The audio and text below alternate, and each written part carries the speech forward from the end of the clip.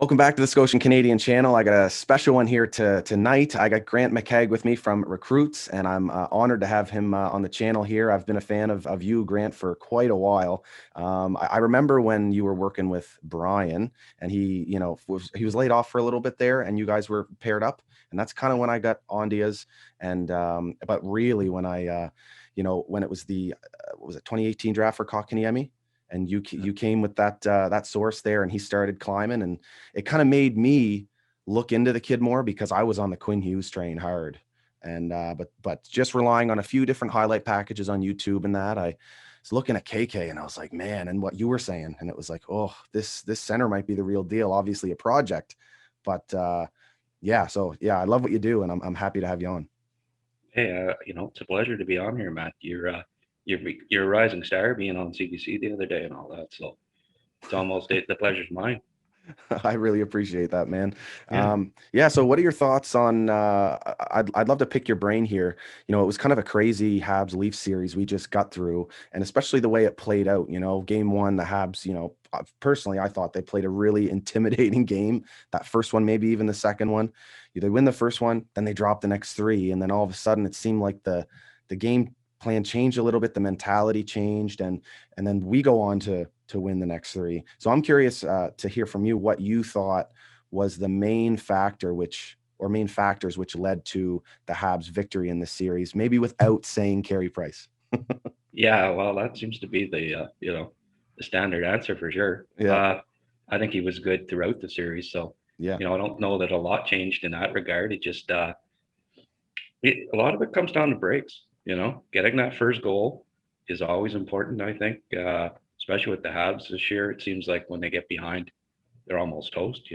mm, Uh, Playoff hockey often comes down to breaks. So you get that first goal, and often it's from a lucky bounce or what have you, and get that lead and keep playing the system you're playing, and end up winning the game in overtime. Those two games that got them back in it, but you know it didn't seem like there was a lot of difference in the they weren't hitting more, they weren't getting more shots really. It just getting that first goal and getting the momentum from that and getting some belief that you could beat these guys, you know, and um, and riding with it. I thought that the defense played a little better as the series went along. I think Sherratt, Weber, and Petrie especially finally found their games, oh yeah, and they really were keys in the last three games, even if they weren't contributing offensively in their own zone. I thought they really bared down. They were winning a lot of the battles, getting to the pucks, and I think they were keys to keeping the Leafs from getting any sustained pressure, and really swinging the momentum back in there. Because Toronto's a team like that, they get the momentum and it's hard to get it back from them because they have such offensive firepower, and they never really let them get that momentum going, and they never had a lead the last three games. And I think it was such a key getting that first goal and continuing. I thought they outbattled them the last three games, and that often is the difference. You just playoff hockey. If you outwork the other team, you get more of the breaks, and you end up winning the game. yeah. I totally agree. It's actually shocking that we were able to contain them and not allow them to have the lead in those last three. And it's amazing what it can do to a team's confidence and how they play, especially when you're going up against a team like the Leafs who kind of have that curse. And so you get the confidence on your side, and then they're immediately second guessing themselves. And I know the Leafs, after the series ended, they said they weren't, but I'm sure they they were. You could see it in their eyes, especially in the game seven. As soon as that first goal was scored, it was like, a light switch went off for them there. Yeah, it was. I thought it was imperative that Montreal scored the first goal in the seventh game. I think if Toronto gets that, their weight of the world's off their shoulders, and they start to roll. But Montreal got it, and it just the pressure just mounted and mounted, and they got the second, and when it was like, I think they got this. Yeah. Really halfway through the first period when Toronto hadn't scored, I had the feeling that I had a good feeling. I just, the pressure's mounting on Toronto. I think we're going to get the first one. I think we're going to win this. Carey was on. You could see that Price was on his game. You weren't getting three by No. him. I don't think. So yeah, Isn't it it just amazing felt so though? good to because the Leaf fans just they're a little smug at times. I mean, they haven't won anything, and I just because they're so good in the regular season, with two high scores, they just think that they just they can just that they're the best, and there's just no two ways about it. And so it's nice that they have to eat some humble pie. And they're not going to be able to do any trash talking for at least another 12 months. Exactly. And especially with us being the ones that knocked them out in this particular occasion, like, because they were all over us for many years. And like you mentioned, the fan base and a good portion of it, some of them can be a little smug. And I think, I hate to talk about the professionals this way, but some of them kind of seem a little bit on the arrogant side as well in that organization. Maybe I'm overreading it a little bit, but the media, I think, doesn't help in Toronto in terms of the fan base and the team themselves. I think they make these guys' heads so big, and they think that it's just going to come to them, right? And it's not that easy. And our fan base on the other end, we've been through playoff series where we've battled and won and battled and lost. And I think we know how difficult it really is to close out a series and to not underestimate your opponents. And I just don't see, and it's by no fault of their own, I guess, in the Leafs fan base, but they just don't get that kind of aspect of it. Do you know what I mean? Yeah, for sure, for sure. No, it feels good, and I think they're gonna have to quit being so smug. And I mean, I'm not going on and tweeting to all these guys that were so I don't know, just so arrogant. Yeah. Over the last couple of years. Just let it go. Yeah. Say a few things about the Leafs and stuff. State a few facts, but try to stay away from the gloating. It's Yeah. they're in mourning, Yeah, I'm totally but with you, because there's a good portion of the fan base too that I actually do feel gutted for, because I've got family members and some friends here that are actually really good Leafs fans, and just like in our fan base, we have our bad fans and our good fans and oh whatever. And yeah, there's yeah, there's a portion of them that I do feel gutted for, because it's just they couldn't even win a qualifying round last year. Now it's this, and they really thought that this was their year, and it turned out it wasn't. But it is what it is. And I like what you said, stay away from the gloating. I mean, I got ragged on during the season because I said, the Habs were going to finish 500 against the Leafs in the regular season. And they didn't, they got smashed. And then I got, my notifications were blowing up. I had these guys chirping me. yeah, And, I just went back to, it's the playoffs that matters. And I always believe that we are capable of beating them in the playoffs. And now that they have, I'm not going to go into their mentions and waste my time with all that stuff. It's just not, it's not worth it. yeah. Yeah. Well, next year they'll probably be ahead of us in the standings, and the Yeah. chirping will start again because people have short memories. And Yeah. I mean, we just have to, one short sentence, Yeah, I know. It's nice to have you know, that in our pocket now. I mean, we already did, 24 cups, whatever. We've always had that one, but now it's even, yeah, but the last one wasn't, 1993. Yeah, well, the last one was 2021. Exactly. So Yeah, yeah, for sure. Another thing that I really enjoyed kind of watching from my couch was just the two-way play of all of our forwards. I just up and down the lineup. There's only a select couple guys in the Habs forward group that aren't really relied upon defensively, but literally most of them are strong two-way guys. And so to absolutely. see, and Phil Deneau, I love that he's getting the credit where it's due, because he's been that guy for so long, and he continues to get better in that aspect. And it's cool that he's kind of embraced the Carbonneau kind of mentality where he, loves to shut down the best of the best, and he's showing he can do it. But even past him, like we can go into the young players, like, that's your expertise. And Nick Suzuki, I'd love to hear you chat about his game. Well, he's a fantastic defensive player already. Um, they put him out on the. He's been killing penalties since first month that he joined the Canadiens last year. Mhm.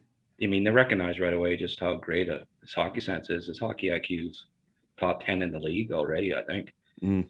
Anticipates to play, almost at a level of Mark Stone. That Mm. type of that type of anticipation and IQ. And then along with the skill, the confidence, he we haven't seen it as often as it was in junior and stuff, but he's got a lot of Caufield type of cockiness when it comes to, like, he'll shoot from behind the goal line, Mm, off the goalie, that kind of stuff. He has that kind of confidence in his game. You'll see it now and then, yeah. but I think he's still trying to find his way at the NHL's the top of the top, and as he goes along, you're going to see more and more of that swagger come out Yeah. in his game offensively too. But Yeah. he already has the two-way game that's great. Evans, was really Yeah. impressed by him. The only guy that really disappointed then was Tatar, and he, finally they took him out of the lineup. Yeah. Um, Gallagher a little disappointing just because I think maybe not quite in shape yet to start. Still finding his legs, and I think his hands probably still bothering him a bit. But the heart is always there, Oh, right? I know. Such a leader, and then who scores who gets the team going? It's funny. I tweeted before the national media, they were saying, I think it was Drager saying, well, I think Zach Hyman, you know he should be the one that maybe gets the game started and gets things going. And I said, well, why not Gallagher? Yeah. He's the one that scores 30 goals every year, and he hasn't got a goal yet this series. You know, and then I look like a genius when he scores. I know. It's amazing that he saved it for that moment, game 7. I just love him. And it's funny, I do my videos, and for some reason, I'm starting to understand the reason. I think for some reason I always forget to talk about him, but I think it's just because we're just so used to getting 110% from him all the time. So it doesn't stand out, but he's just constantly battling, and any, board battle or just the effort level in front of the net. Whenever he gets there, he finds a way to even if he doesn't succeed, he takes a chunk out of his opponent. Yeah, oh for sure. And I mean, I looked at this team going into the playoffs, and it's built for playoffs. If they Mm, ever get their game rolling, there's just so many character guys. Byron, you can name Perry. I mean, they brought in. I tweeted something about that today about Toffoli, Perry, all these guys been in game sevens and won. You know, Toronto didn't have very many of those guys. You know, yeah. even their Thornton even their Thornton had the vets like most, and Spezza and even Thornton. he. Yeah. Spezza was 0 for 4 in game sevens. Thornton had never won a cup. No, so what's he supposed to say to these guys?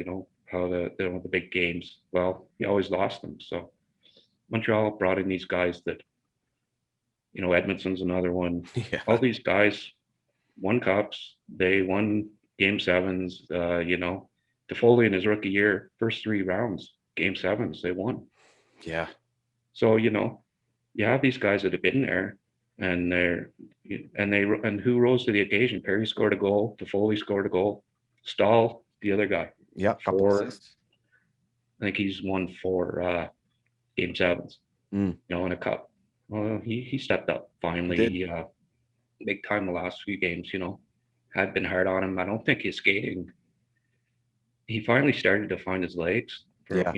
He wasn't skating up to par, and he competed hard, and 2 assists in that big game. So Mm, you know, I mean, question the lineup to start the series, and you got to give kudos to Ducharme for adapting, bringing in the young guys, even if Romanov didn't get in, but Gustafsson didn't look bad. yeah. I don't think he made one. I mean, the worry with him is turning the puck over, and he didn't do it in any of the games. So Yeah. I thought he looked good. So Yeah. Yeah, I I agree. mean, I remember when we acquired him and those highlights popped up on Twitter of him just, poor defensive coverage or under pressure, gives the puck away and then it's in the back of the net. But yeah, I didn't see any of that. He got some big hits. He moved the puck well. The assist on the power play with the quick movement. It was great to see. And yeah, and just like you, I was pretty critical of Eric Stahl when we first acquired him. And same thing, it just seemed like he couldn't skate. He just didn't seem comfortable. And I regret it because he definitely was a key, especially towards the end of the series. yeah, yeah. And Gustafsson, he helped. They needed a puck mover. Yeah. I think it was evident in the first 4 games that, uh, and then the other guys stepped up too. Petrie, I don't know where his head was at there for Mm, for about a month there. The end yeah. of the season and the first few games just was in a cloud. It seemed like Yeah. it wasn't the same player. It was night and day difference in the start of the year. Yeah. Well, the last 3 games, he uh, he found his game again, and you know, I mean, I'm glad he didn't wait till now to be out of the playoffs. No, it is a Yeah. key. The big three are going to play 20 to 24 to 27 minutes. 37 in the overtime. Oh, crazy. They were keys. They didn't do anything flashy. People won't give them a lot of credit because they didn't get any points, but that's not what they were out there for. They were, their job was to shut down the least big guys. And Nylander, even he cooled off at the end, right?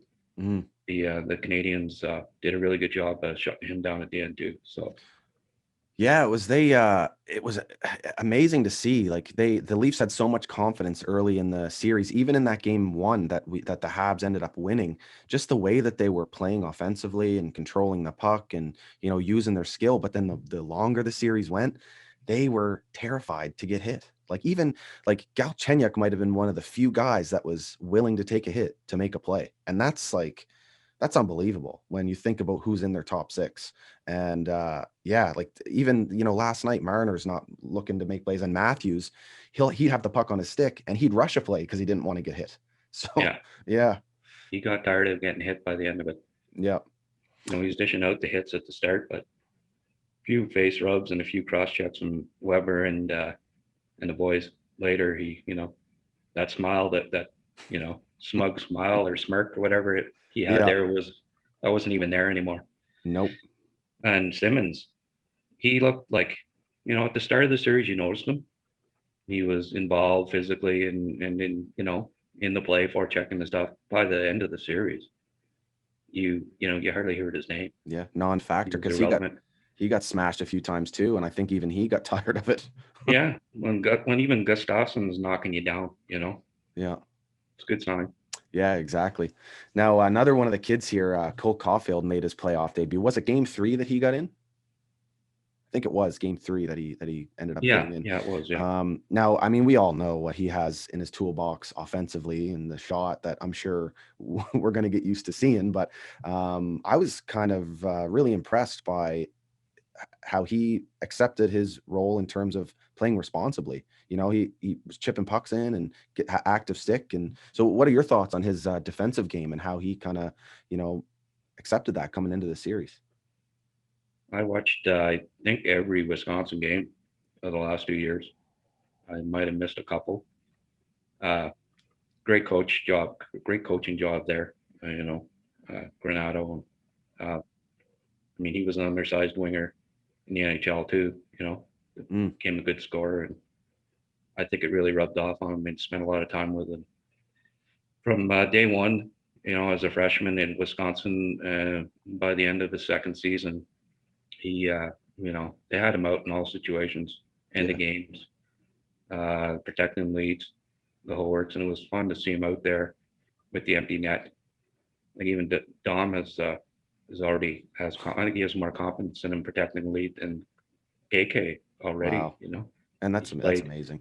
playing 18 minutes a game and out protecting the lead, and that bodes well for the future. That Yeah, he's already playing 18 minutes as a 12 games or a dozen yeah, games into his NHL career in the playoffs. He'll yeah, be a 20-minute guy with the Habs down the road, and I think he's been a little too unselfish. That's not mm, normally his game.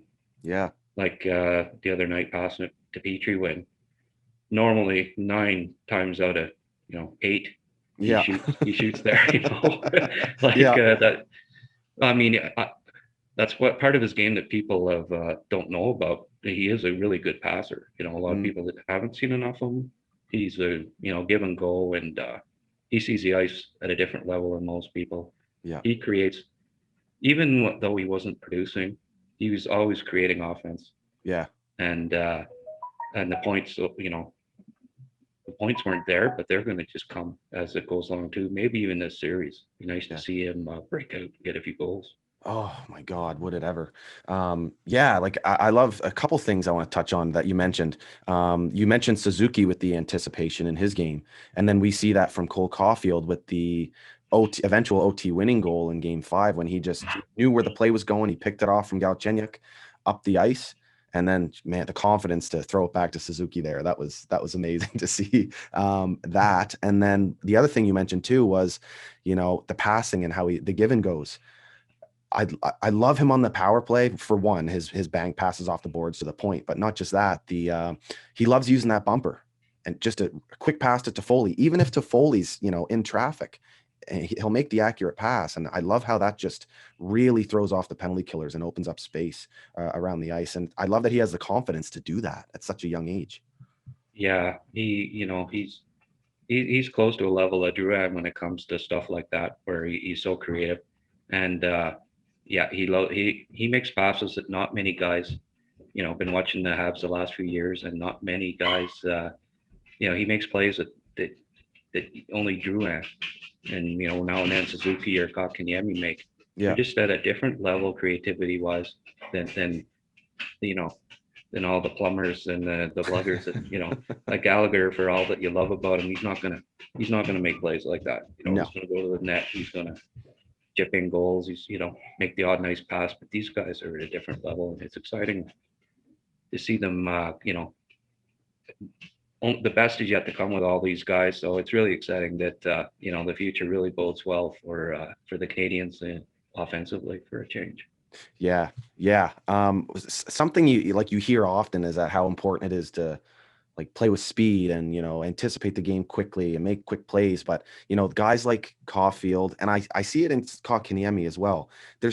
I find there's so much value in players who can also just slow down the game just for a moment to open up that lane or find something, a spot you wouldn't be expecting to be open.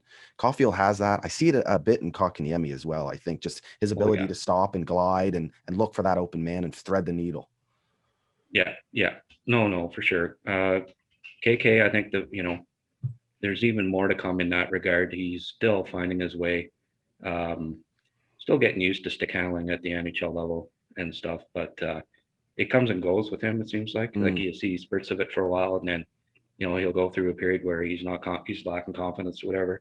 What I've liked in the playoffs here is that he's. I think somebody had a good chat with him.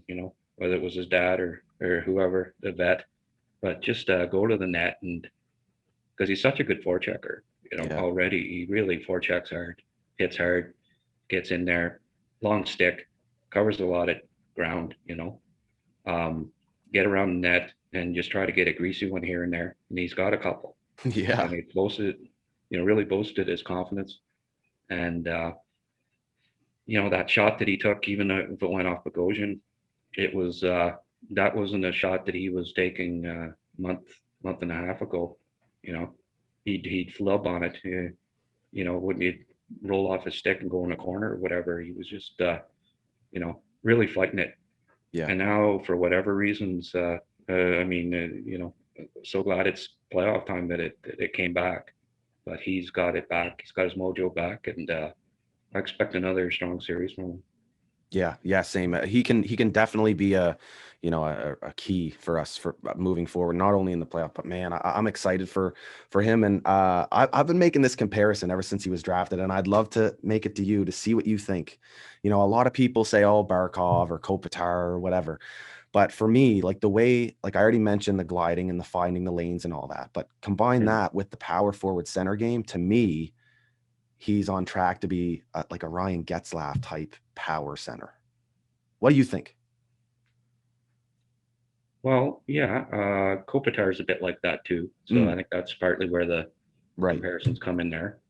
But yeah, he's very aggressive, and he's only going to get strong. He's still a bit gangly, Yeah. Yeah. still uncoordinated to a certain degree. Like he's going to pack on another 10, 15 pounds, Yeah.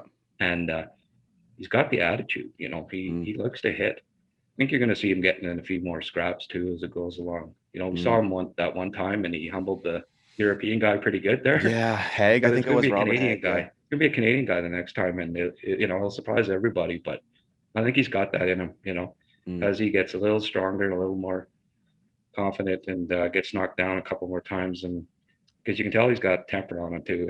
Oh yeah. Yeah, I agree. He's got a bit of that abrasive, gets power game type potential for sure. Yeah. You got to remember he's 20 years old, It's and amazing. yeah, I mean he's going to be. I think he's going to be a penalty killing centerman too in a couple of years. He's got the competitiveness and the smarts and the range, and then he'll eventually have the strength as well. Just Suzuki and Deno are so good. Mm. On a lot of teams right now already, I think he'd be a penalty killing. He'd be on the penalty kill, Yeah. but they already have two of the best in the league in Yeah. that regard, I think. Yeah. So he doesn't get to, but Yeah. yeah, he's going to be really good all around top two center, I think. Yeah. Yeah, man, it excites me. It excites me so much. And what I love about, looking long term down the middle for the Habs is that we've got two, potentially elite, upper echelon elite players in Suzuki and KK, but they're so different. So it's nice to have that different style of play on each line, and they can be a 1A 1B in the future. Suzuki may be just a few steps ahead of them right now, but at some point that's going to kind of even out, and I think they'll be back and forth here over the next 3 to 5 years, or however long it is. Oh yeah, I've swayed back and forth in the last 2 years. Uh, I mean it's been mostly okay. It looks like Suzuki's gonna be better, but there was a period there this year where KK looked like he was hitting the next. Yeah, and okay, and Suzuki was struggling a bit. So okay, KK is going to be the better, you know, 2 or 3 years, and it swung back and forth. Yeah. Uh, 2 years ago, I said, well, KK is going to be better than Suzuki, and then it was Suzuki last year for a lot of the time, and then you know back to KK this year, and oh well, okay, it's Suzuki again. Um, yeah, it could be 1A, 1B. I agree completely Mm. that you got to remember that extra year is so important. You know, KK's he's two behind Gretzky and Crosby for playoff goals by a center under 21. You know, Amazing. so it's encouraging for sure.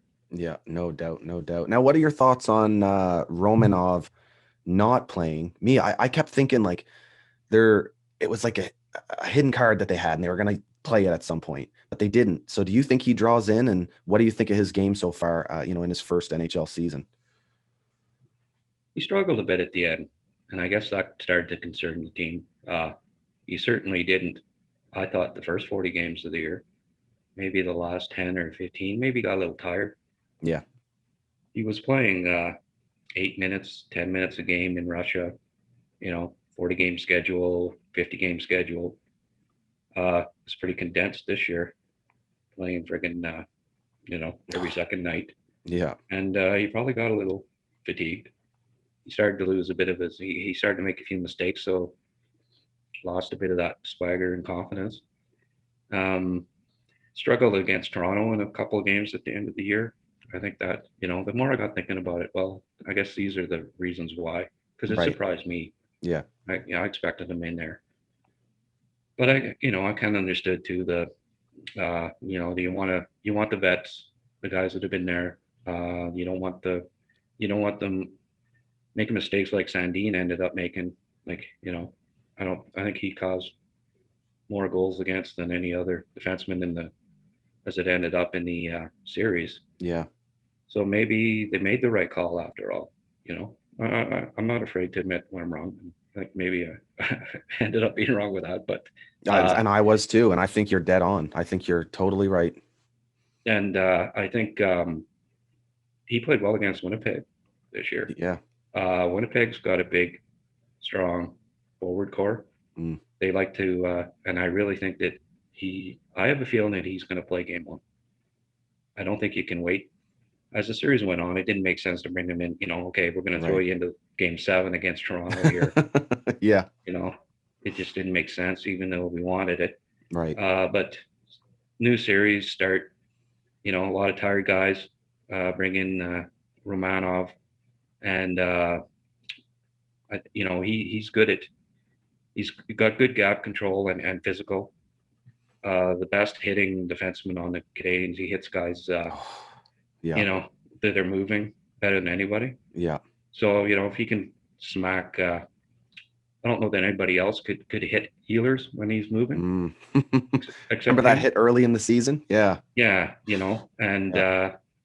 I think it makes sense to bring him in and play him and see how he's looking. You know, if he's struggling, do what you did with Gustafsson his first game, play him 6 minutes or whatever, and play the other guys. You know, I mean, they mostly played the top four most of the last few games anyway. Yeah. But I think he'll be fine, and I think they could use his physical presence against those big Winnipeg forwards that are more physical than the Leaf forwards were.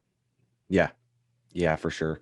And I think too, and we'll get into the Jets shortly here, but after the Habs coming off such a hard fought series, and the Jets being rested, just waiting for us, I wouldn't throw the towel in on any game, but game one is going to be really difficult to win, I think. So maybe experimenting in the first one would kind of make sense. Chuck and Romanov in there, like you mentioned, see how it goes, and then, make your decision from then on moving forward, game two and beyond. Yeah, no, I agree with that. That makes sense for sure. Yeah. So what are your thoughts on the Leafs downfall here? Yet another year where they, it's not just that they're losing, it's how. And it's again, they go up 3-1, they get themselves in a good spot, and we know they lose their 1B center, and then in game 7 they lose arguably their number one defenseman, especially in terms of the defensive ability. So we know that, but what do you think of the downfall? What's next for them? And of course, we're hearing a lot of ship Marner out talk. What are your thoughts on that? No, I hope they do. Tatar, trade him to Montreal for Tatar, and yeah, Armia in a couple of seconds or something. Sure. Yeah, exactly. No, yeah, I mean, it had to hurt them. And I said right after, Tavares got hurt that, okay, Montreal can match these guys talent wise without Tavares, if you can shut down Matthews and Marner to any extent, Montreal's got better depth, Mm. and talent wise, skill wise, competitive wise, everything. So that definitely hurt the Leafs that Tavares was out, and if Tavares and Muzzin were there the whole series, they probably win. I'm not gonna, Right. you know. Let's be So I honest. don't think they should panic too much. I agree. Marner and Matthews are still, at that same age. Mario hadn't won anything. Eisenman was, said to be a playoff choker, and I mean, McDavid's, what has McDavid done? It's a learning experience. It's not easy to win in the playoffs, and sometimes, Ovi is another example. He was late 20s before he finally got over the hump. Yeah. So you can't be too impatient. You No, gotta no. you gotta hope that this is your core, and you gotta, just like the Canadian was with Price.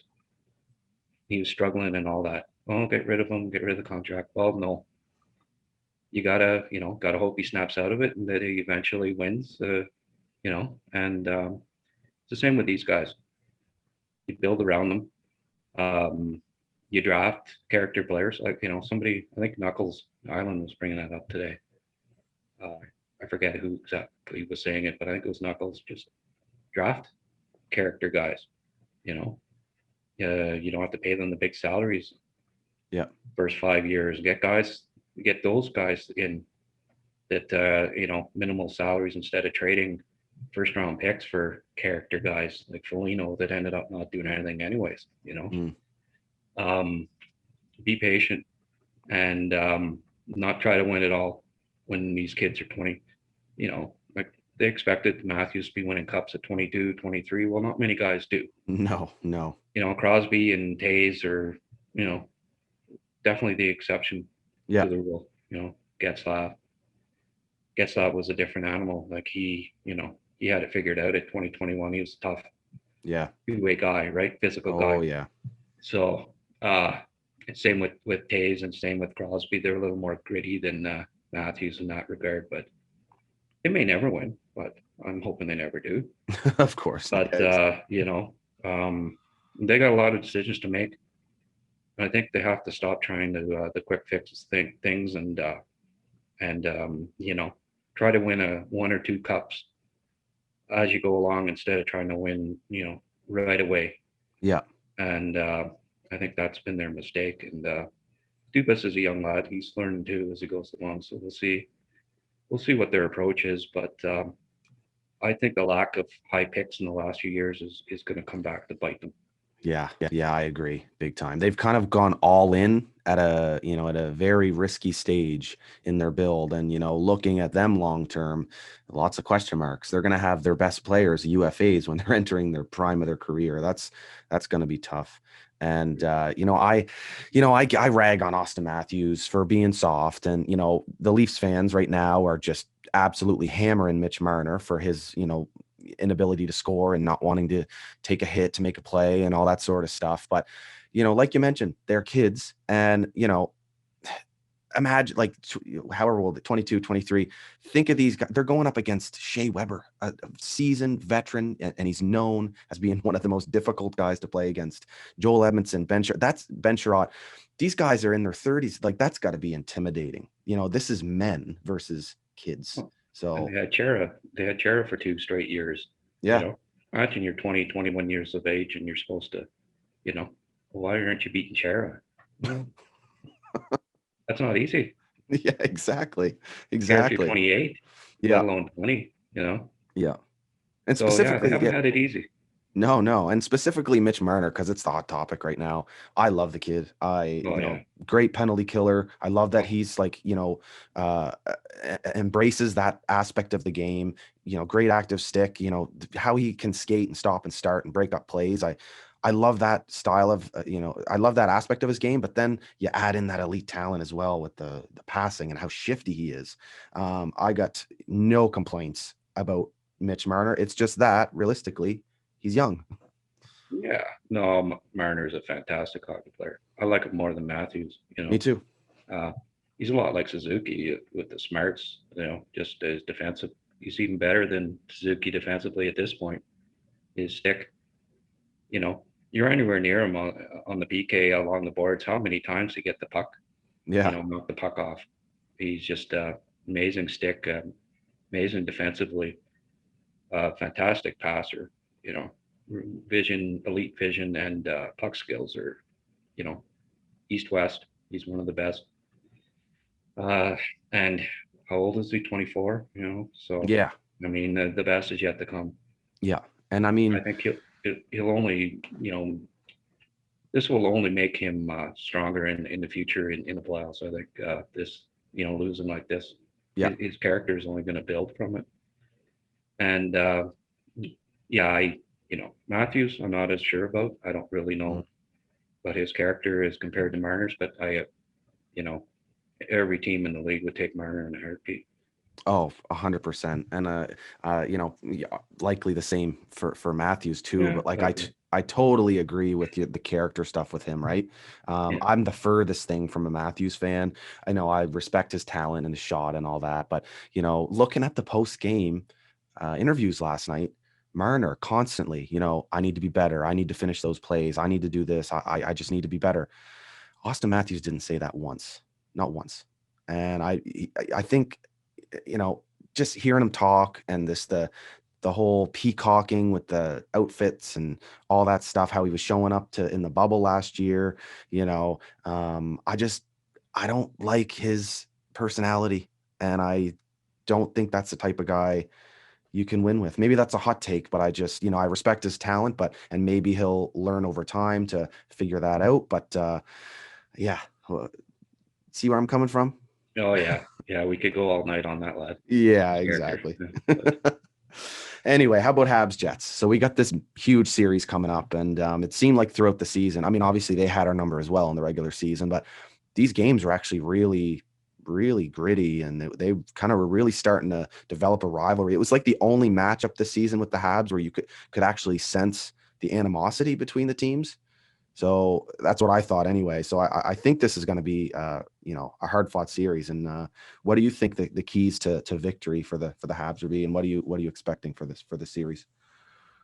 do you know what the record ended up being head to head? I can't recall. I think it was similar to the Leafs, wasn't it? I think the Habs actually, if I'm not mistaken, I think they won more than they lost against the Jets. Really? Yeah, Geez, maybe I got mixed up. I'll try and check this right they now. beat But them, like spanked them a couple times, like yeah, I, seven. I think the best games of the year, the two best games of the year were against the Jets. yeah, I do Seven recall that. goals and 6 goals, I believe. Uh, Vancouver, obviously, and I think Winnipeg, they played as well as anybody. Mm, Um, I think the last 2 or 3 games, Winnipeg played better, but Montreal was, they were spent at that yeah. time. But earlier on, they had, I think they had their two best games of the year against Vancouver and Winnipeg. Yep. Um, they yeah, this could be a lot more physical series, I think. Mm, You're right. There is a bit of animosity there. They're a big team. Um, we'll have to see if they can exploit Winnipeg's defense, but I yep. think their defense is a little underrated too. You know, it's going to come down a lot to who's hotter in nets, I think. Yeah. But I expect both of them to play well. They're two of the better goalies in the league, and um, Dubois got to wake up. I think for the Jets, that might be a key. He has been kind of disappointing with them so far, and he could be a key. Maybe come up, maybe wake up against his, Quebec. Yeah. That's a great There point. should be extra inspiration there, right? Yeah. Being a local boy and stuff. Uh, but to this point in his career and even in junior, I didn't see it that he stepped up in the playoffs. I Right. don't see him. He's a bit like Matthews in that regard. I've been a little disappointed, but the potential's there, and if he ever does figure that part out, I hope it doesn't. I hope he doesn't wake up this series because he could balance it towards the Jets. I think if Montreal's able to know and are able to shut down the Shifley line, which is a tall order in itself, they're going to look for the secondary scoring. And if Ehlers and Dubois get hot, it's tough. Yeah. I don't know if Montreal has an answer. So um, we're going to need another big series from Suzuki. If those guys are head to head against Dubois and Ehlers, that's the top two lines, Yeah. type thing. It'll be interesting to see. And then you have the big boys against each other, Anderson and KK against Lowry and Kopp and Appleton. Yeah. That Oof, could yeah. be a saw off. That's they're a pretty big physical line too. Mm, So it could get really physical, and the team that out battles the other, it might come down to that again. Just the team that works the hardest and wins the most battles ends up winning. yeah. Yeah. No doubt. Yeah. And back to Dubois for a sec. I mean, there should be no reason why he can't eventually break out. Hopefully, it's not in the series, but I mean, he's insulated by two strong centers, and I absolutely love Mark Scheifele. He's one of my favorite centers in the league, and then Stastny ahead of him, the veteran. So I mean, he should be like same with Kotkaniemi. He's insulated with two strong centers as well. But yeah, so hopefully it's not this series. But then of course there's Kyle Connor too, and I mean the guy can score from everywhere. Yeah, That's yeah, going to be, I feel like a lot of Habs fans, including myself, are going to hate him even more than they already do just because of how he can finish. So, yeah, yeah, that aspect. And then I actually was kind of doubting the Leafs before, or sorry, the Jets before the series started, just because of their decor. But I mean, they always find a way to get it done. And, they're, more puck movers. Um, and then as well, I mean, the coaching matchup, rookie and Ducharme and a seasoned yeah, veteran, really strong coach in Paul Maurice. So that's interesting too. yeah. Winnipeg's uh, got healthy on defense. Like DeMello's back, he plays with Morrissey, and they're pretty steady. So then you can drop a guy down like they got Pionk on the second pair, and he's pretty strong. Stanley's come up, he's been playing pretty well, and playoff type, that size. If he plays within himself, there he can be pretty strong too. So their defense core has come along, a little underrated, I think, as I say. Uh, Stastny, it'll be interesting to see. Uh, they've been playing him a lot in the top six with Dubois on the wing or with Stastny on the wing. Like I don't see their third line centers, Lowry, And then Stastny's kind of bounces back and forth between the Scheifele line and the Ehlers line, sometimes at center, sometimes on the wing. So, your top six is Connor, Wheeler, and Scheifele, and then Ehlers, Dubois, and Stastny as a rule. And then they come back with Appleton, Kopp, and Lowry. That's a that's a strong top nine. They're hard to when they're rolling. They're really hard to stop. Um, you know, Weber and Sherratt are going to have to be strong again, and Sherratt always plays well against his old team, which is often the case. And Edmondson, who I thought was a beast, and he's just steady Eddie, as they call him there back there. He doesn't have a bad game. Loved him when the Blues went all the way, and it's been really steady. Underrated guy. He doesn't get a lot of offense chances, so you don't really always notice him. But him and Petrie are pretty solid pair too. I think it's Yeah. gonna be a hell of a series. Oh, yeah, I totally agree. Yeah, Edmondson. I mean, it's funny. Like it's always Sherratt and Weber that get the most minutes and get a lot of the credit. But it seems like Edmondson has this pocket of time that he likes to play, and it's true. Like you said, he just mistake-free hockey. And when he's out there, you just have the confidence that the puck's coming out of the zone, and you don't have to worry about it. I mean, that's got to be great for Carey Price, you know? For sure. Yeah. Yeah. No, he's great. I love Edmondson's. I think he's the underrated guy on the defense. Yeah, for sure. I'm thinking maybe, almost the same strategy for the Habs against the Jets here, try and intimidate the Jets top six and their younger guys. Initially play them hard, chip the puck out, make sure they can't get the offense going, break that up, and then the longer the series goes, hopefully it swings in the favor of the Habs, just frustrate them and get in their head. But it's going to be harder because I find the Jets, to me anyway, it's like I feel like the Jets are what the Leafs think they are, kind of like they have that incredibly strong top six. They've got the grit in the bottom six, and they also prefer the puck moving defensemen, but they also have, they play smart hockey as well. And then of course the goaltending matchup. So I'm thrilled for this series, and can't wait for it to get going. Yeah. Well, this last one wasn't too bad. The wife there, she's as anti-Leafs as I am, but she's a Jets fan, so things are gonna get a little more interesting here in the second round. I bet, man. I bet. So, where can everyone find you, and what do you want to, hype up? What are you up to now? I'm getting my draft guide ready. Uh, Hopefully the end of June we'll get it out. I've been a little distracted lately.